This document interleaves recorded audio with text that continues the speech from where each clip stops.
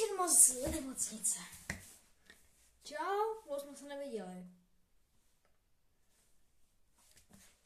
Vypadá, že jsem se zlomil ruku. Do sledovaného kámoše Moto 99, nebo Maxe, tak ví, že já už před měsícem tak vydal video, že nebudu hodně dlouho natáčet, už jsem to tam říkal. Měl jsem zlomenou ruku, už je v čelu, a úterý nebo ve středu se možná těšte, spíš jděte na Kubův kanál mýho kámoše, Kocourek 3K, na konci 13. Možná tam bude můj fight versus on, jo. Takže jo, a bude to ve škole. To je jedno. Jediná věc, dneska bych si chtěl s vámi povídat, jo. O jedné věci. O té zlomené ruce, jak mi to celý stalo, až po té době, co jsem přijel do nemocnice. Jdeme na to. Takže začalo to tím, že jsem byl v tělocvičně, protože v přestávkách chodíme do tělocvičny. Takže jsem šel do tělocvičny s kámošema, byl jsme na lanech, jsme dělali, víte co, nebyl prostě na lanech. A tam páťáci kopali prostě fotbalem. Freši tam normálně se hodili za míčem, každý se kopal. Typický fotbal. A ono, máš problém? Jeden z nich, který se jmenoval Matias, máš problém? No čo myslíš? Oni strčili, co děláš? Jsem mu řekl, co nás otravuješ, vypadni. Byl on kámoš, Tomáš, a on taky bude, už není kámoš, ale dřív tam byl kámoš, mám potom taky něco řeknu. No, takže prostě vzali míč, jak už je rugby. Oni se našli, dělej by za ně, já. Už nech bejt.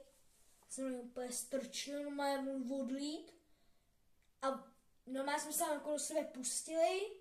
Zdrápal mi to docela kůži, jako moje pera.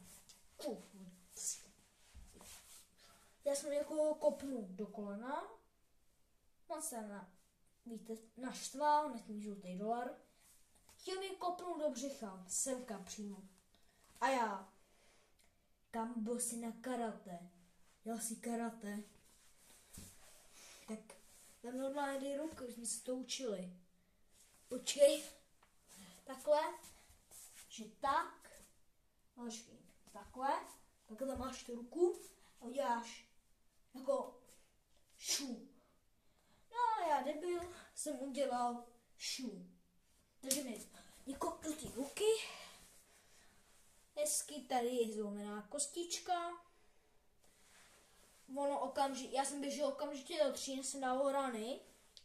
A když se jako schladil, já úplně, kámo, to piči, on mi zlomil prsty. Jo. Takže já úplně sluchaj, on mi zlomil prsty, ty vole, to je strašné.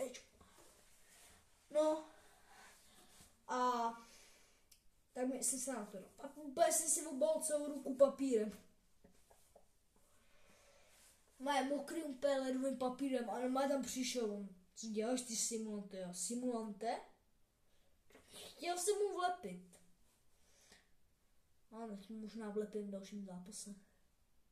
Už nebude mít kopy a nebude moc se bránit, protože bez kopu je malá.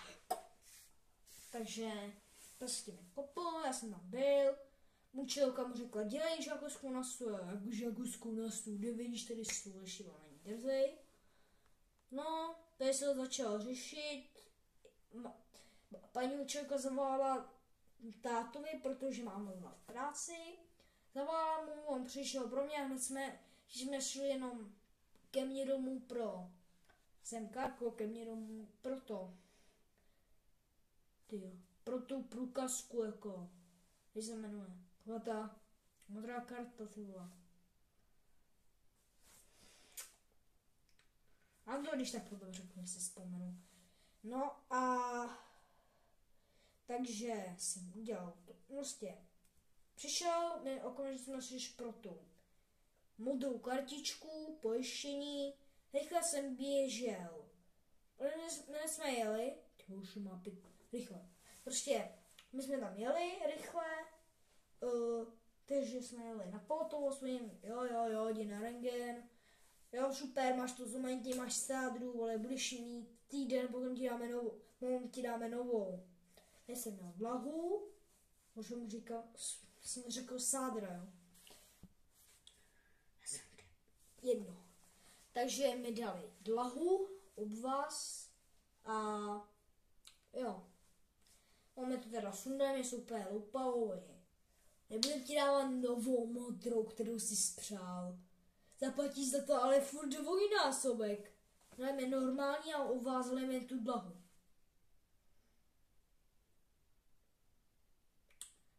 Ale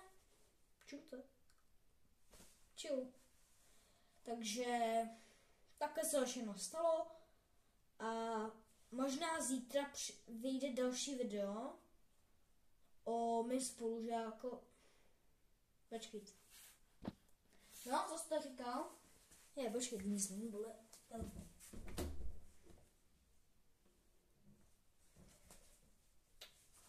Čekaj.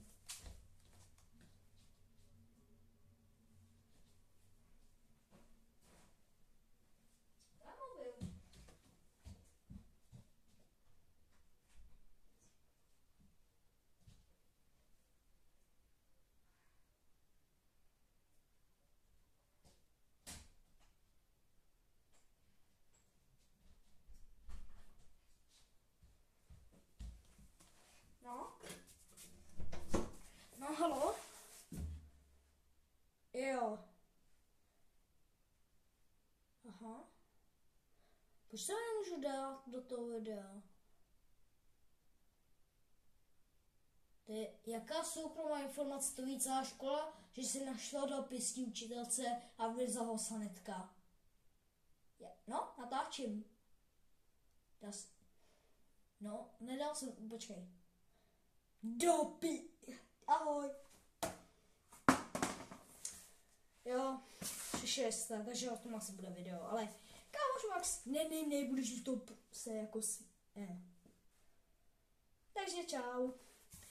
Vidíme se v úterý. Prosím, fajněte mi, jo. Kámo, prosím. Jo, rozsekal jsem mýho kámoše Maxe. Já bych o tom se taky řekl, že to asi bude zítra to video. Čau, vy zmrdí.